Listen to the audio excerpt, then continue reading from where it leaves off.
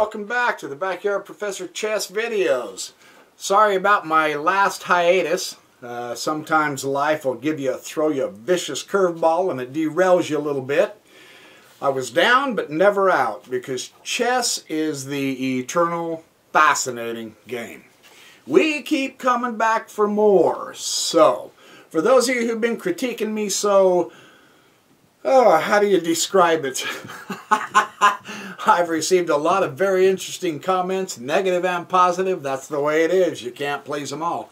Thank you for your critiques. I appreciate it. For those of you who are chess fans and excited that I'm showing you some fun and excitement about chess, thank you. I plan on sharing several more hundreds, if not thousands, of chess videos. Now that I'm back on a roll, I'm going to let her rip, baby.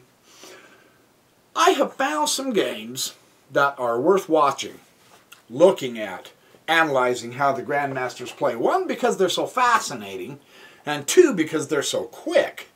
And all of us rookies, us amateurs, us mere wannabes, really can learn from the Grandmasters. So here we have a standard queen-pawn opening. This is the Albin counter gambit played with white. The guy named Dodge and black is by Hauftelling. And this is a very interesting game, how he does this, how they play this game.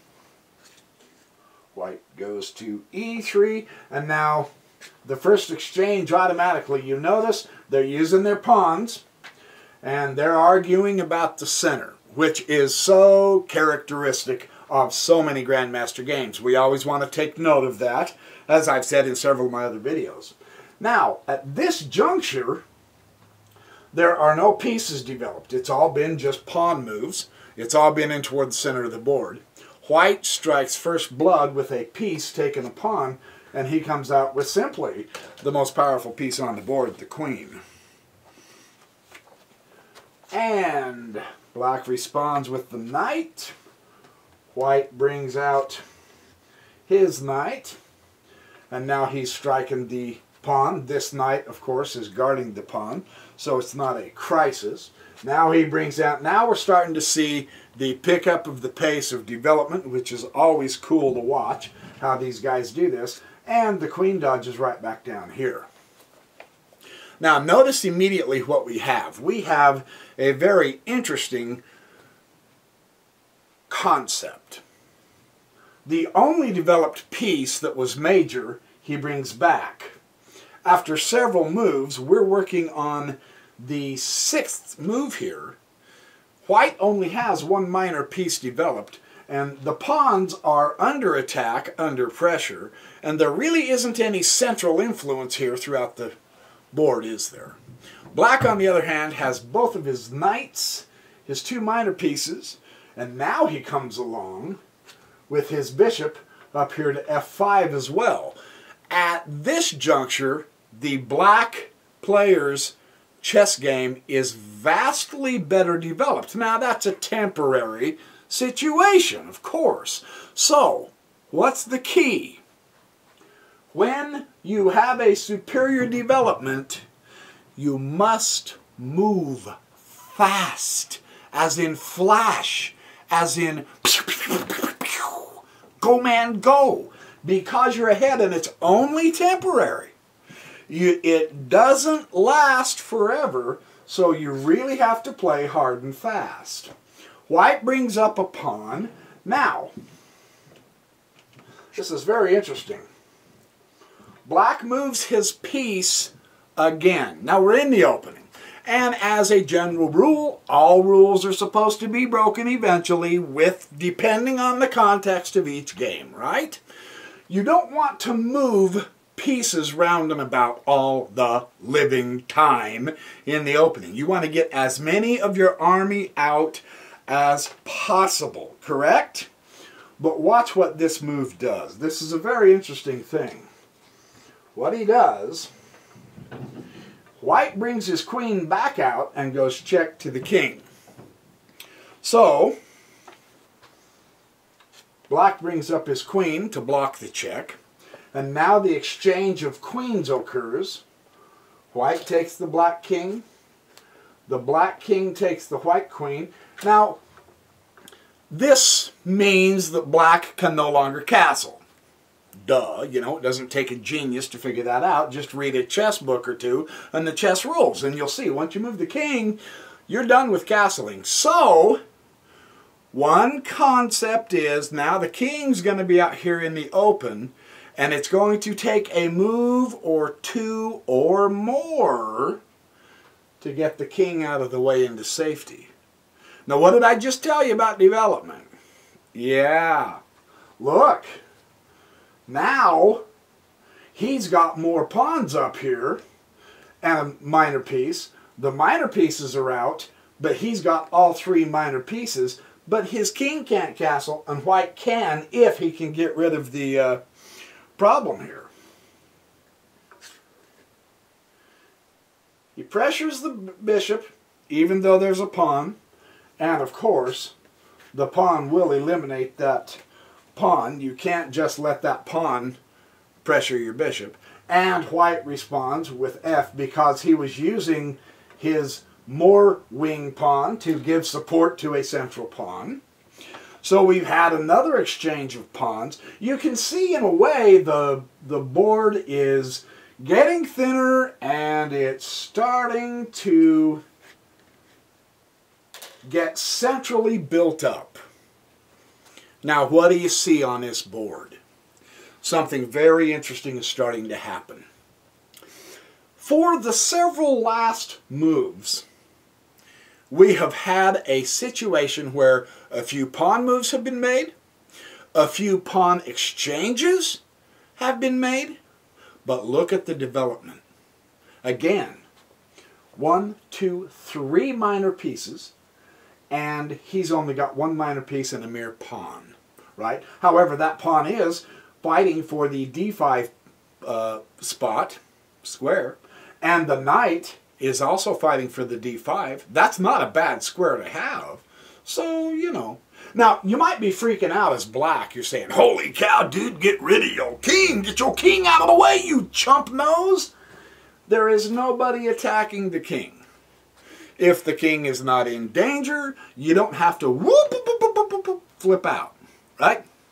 Relax. There's no one attacking him, and you have a pretty good amount of your army out.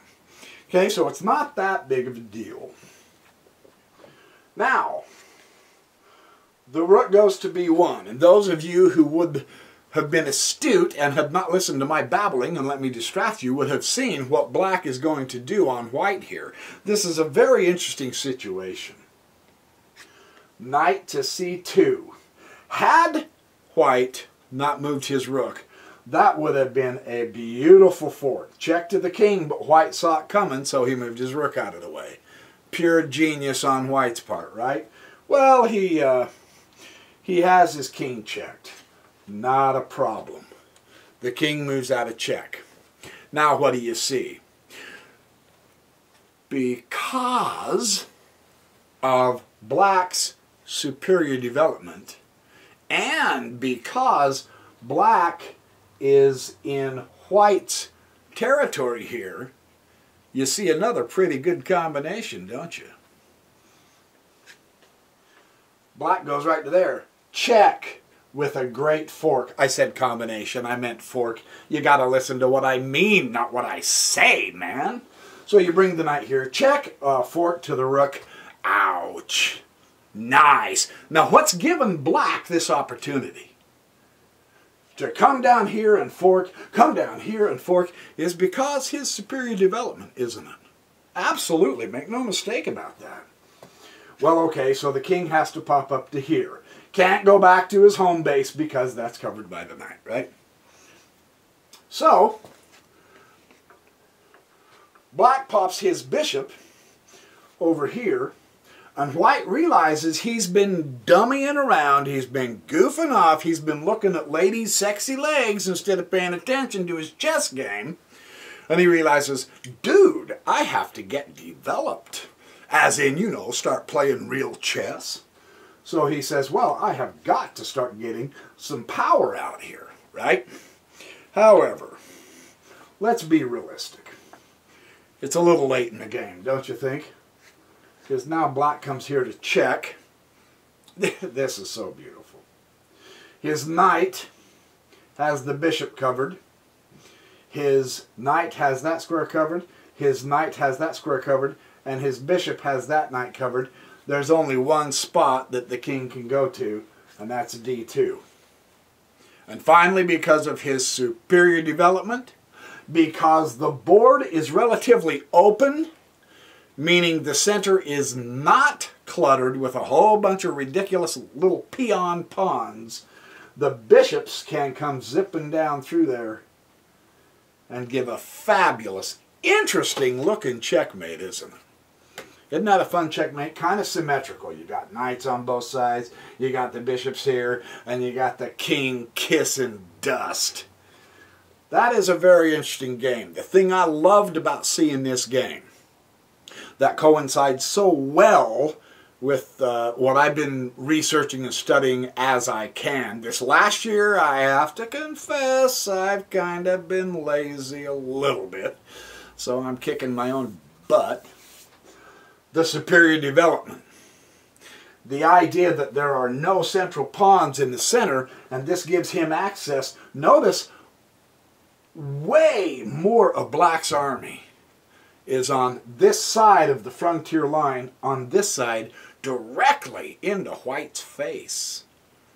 Because of the superior development. Because of any obstructions that are not there, man, his pieces can come crashing in on every direction and get that king. I think this is an excellent illustration of the coordination, of the cooperation. And because you have more than just one or two attack units, I mean, this guy has 4 attack pieces, all 4 minor pieces. The coordination, the ability to work together, is really well illustrated with that chess game. So play over this a few times and see again the idea of the center.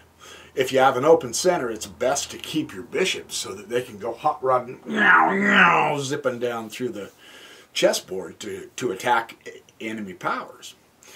A coordinated effort like this is vastly superior to a one-piece attack, attack, attack, attack, attack.